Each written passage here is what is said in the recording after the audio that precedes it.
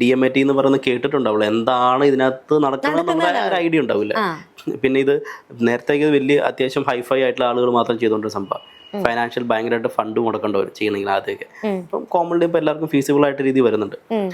ഈ പറഞ്ഞ പോലെ ഇപ്പം എലിസ പറഞ്ഞ പോലെ പലർക്കും പല ഫീൽഡ് വന്നെന്ന് പറഞ്ഞില്ലേ. അപ്പോൾ ആ ഫീൽഡിൽ എന്താണോ അവർ ചെയ്യേണ്ടതെന്നുള്ള ഒരു ഐഡിയ നമുക്ക് കൊടുക്കാൻ ഈ DMAT ടെസ്റ്റ് കൊണ്ട് പറ്റും എന്നുള്ളതാണ്. അതിപ്പോൾ ഓരോ പേഴ്സണാലിറ്റി ടൈപ്പ് ഉണ്ടാവും. ഓരോ വ്യക്തികൾ ഓരോ ടൈപ്പ് ഓഫ് പേഴ്സൺ. ചിലപ്പോൾ ലേണിംഗ് സ്കിൽസ് ഡിഫറെൻ്റ് ആയിരിക്കും. ചില കുട്ടികൾക്ക് പറഞ്ഞു കൊടുത്താൽ കേട്ട് പഠിക്കാൻ പറ്റുന്ന കുട്ടികളുണ്ടാവും. യവന്മാരെ വിളിച്ചിരുത്തിയിട്ട് നമ്മൾ എഴുതി പഠിക്കുക എന്ന് പറഞ്ഞാൽ പഠിക്കോ? ഇല്ല. ചിലരുടെ ഒറ്റത്തവണ എഴുതി പഠിച്ചാൽ മതിയായിരിക്കും. ചിലരുടെ കണ്ണടച്ചിരുന്ന് ചിന്തിച്ചാൽ മാത്രം മതി, അങ്ങനെ കിട്ടുന്ന കുട്ടികളുണ്ട്.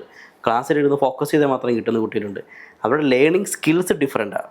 അപ്പോൾ ആ ലേണിംഗ് സ്കില്ല് ഏത് ടൈപ്പാണെന്ന് അറിഞ്ഞാൽ ആ കുട്ടീനെ അങ്ങനെ പഠിക്കാൻ വിട്ടാൽ മതി. മിക്ക പേരൻസും ടെൻഷൻ അടിക്കുന്നതും ആദ്യം അടിക്കുന്നതും സംഭവം എന്ന് പറഞ്ഞത് പിള്ളേർ പഠിക്കുന്നില്ല. പരീക്ഷയുടെ സമയം ഇവന് ഇരുന്ന് പഠിക്കാൻ പറഞ്ഞാൽ പഠിക്കുന്നില്ല. ചിലർക്ക് മസിൽ മെമ്മറി ആയിരിക്കും, അതായത് ചിലപ്പോൾ ആക്ടിവിറ്റി ചെയ്തുകൊണ്ടായിരിക്കും അവർ പഠിക്കുന്നത്. അപ്പോൾ ഇത് അറിഞ്ഞാൽ ഏത് ടൈപ്പ് ഓഫ് മെമ്മറിയാണ് ആ കുട്ടിക്കുള്ളതെന്ന് അറിഞ്ഞാൽ ഡെഫിനറ്റ്ലി അത് വർക്കൗട്ട് ചെയ്യും. ഇപ്പോൾ DMAT ടെസ്റ്റിൽ ഒരു വ്യക്തിയുടെ ഒരു കൊച്ചിൻ്റെ കംപ്ലീറ്റ് റിപ്പോർട്ട് കിട്ടണം. അവന് എന്ത് സ്കില്ലാണുള്ളത്, ഏത് പേഴ്സണാലിറ്റി ടൈപ്പാണ്, ഏത് പ്രൊഫഷൻ അവന് ഏറ്റവും യൂസ് ചെയ്യാൻ പറ്റുക. ഒരു പ്രൊഫഷൻ മാത്രമല്ല, 3-4 ഓപ്ഷൻസ് ഉണ്ട്. അതിനകത്ത് നമുക്ക് ഫിൽറ്റർ ചെയ്ത് ഫൈനലി ഒരു കൃത്യമായൊരു ഡിസിഷനിലേക്ക് എത്താനും പറ്റും. അപ്പോൾ ഒരിക്കലും ഒരു മിസ്യൂസ്ഡ് ആവില്ല, ഒരു പ്രൊഫഷനിലേക്ക് എന്നാലും തകർന്നു പോകില്ല. കാരണം പറയാൻ ഈ കാനഡയിൽ നിന്നൊക്കെ ഒത്തിരി പേര് വിളിക്കാറുണ്ടായിരുന്നു. കാനഡ പൊതുവെ ഒരു ഡിപ്രഷൻ്റെ ഏരിയ ആണ്.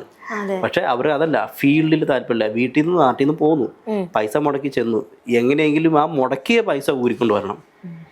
പക്ഷെ ആ സമയത്ത് ജോലിയിൽ കോൺസെൻട്രേറ്റ് ചെയ്യാൻ പറ്റുന്നില്ല, ഫുൾ ഡിപ്രസ്ഡ് ആയി. ഇപ്പൊ അരീസ പറഞ്ഞ പോലെ ടീച്ചിങ് പ്രൊഫഷൻ ട്രോമയായി എന്ന് പറഞ്ഞത്. ടീച്ചിങ് പ്രൊഫഷൻ ട്രോമ എന്നോട് ഷെയർ ചെയ്ത ഒരു ഇൻസിഡന്റ് ആണത്. അവരത് ട്രോമയായിട്ട് കൊണ്ടുനടക്കാണ്. ഇപ്പോൾ വിഷമമാണ്. അവർ വർക്ക് ചെയ്ത സ്ഥലങ്ങളിലേക്ക് പോകാൻ വരെ അവർ പേടിക്കുകയാണ്. അത്രയും ഒരു വിഷമമാണ്. അത് ജീരിയാട്രിക് ഗ്രൂപ്പാണ് ആലോചിക്കണം. ചില ഒരു ഏജ് കഴിഞ്ഞ ഒരു വ്യക്തിയാണെന്ന് ആലോചിക്കണം. അപ്പോൾ നമ്മളിത് ഷോർട്ട് ടൈം കൊണ്ടൊരു പ്ലാൻ ആയിരിക്കും. ഈ സാധാരണ നമ്മളൊരു കോഴ്സ് കഴിഞ്ഞ് ഒരു 5 വർഷം കഴിയുമ്പോഴേക്കും ജോലിയെല്ലാം കഴിഞ്ഞ് പൈസ ഉണ്ടാക്കാം എന്നുള്ള രീതിയിലായിരിക്കും മിക്ക എന്തെങ്കിലും ഒരു പ്രൊഫഷനിലേക്ക് ഇന്ന് ചാടി പോകുന്നത്. പക്ഷേ അത് ഒരു കുറച്ച് കഴിയും, ഒരു ഏജ് വന്നു കഴിയുമ്പോഴേക്കും നമുക്കൊരു സാറ്റിസ്ഫാക്ഷൻ കിട്ടുന്നത്. നമ്മൾ ലൈഫിൽ ജനിച്ചു, വളർന്നു, ഇത്ര കാര്യങ്ങൾ ചെയ്തു, കുറച്ച് കഴിയുമ്പോഴേക്കും എന്ത് ചെയ്തു എന്ന് ചോദിക്കുമ്പോൾ ഒന്നുമില്ല, ജസ്റ്റ് ലൈഫ് ഇങ്ങനെ സർവൈവ് ചെയ്തു. അത് മാറ്റാൻ പറ്റും. ഈ DMAT ടെസ്റ്റിന് റിപ്പോർട്ട് കിട്ടിക്കഴിഞ്ഞാൽ ഡെഫിനറ്റ്ലി ഇവർക്ക് ആ ട്രാക്കിലേക്ക് പോകാൻ പറ്റും. ഒരു കുറച്ച് വർഷങ്ങൾക്ക് ശേഷം എന്ത് എത്തണം, എന്ത് പാഷനേറ്റ് ആയിട്ട് കൊണ്ടുപോകണം എന്ന് വരെ അവർക്ക് മനസ്സിലാക്കാൻ പറ്റും.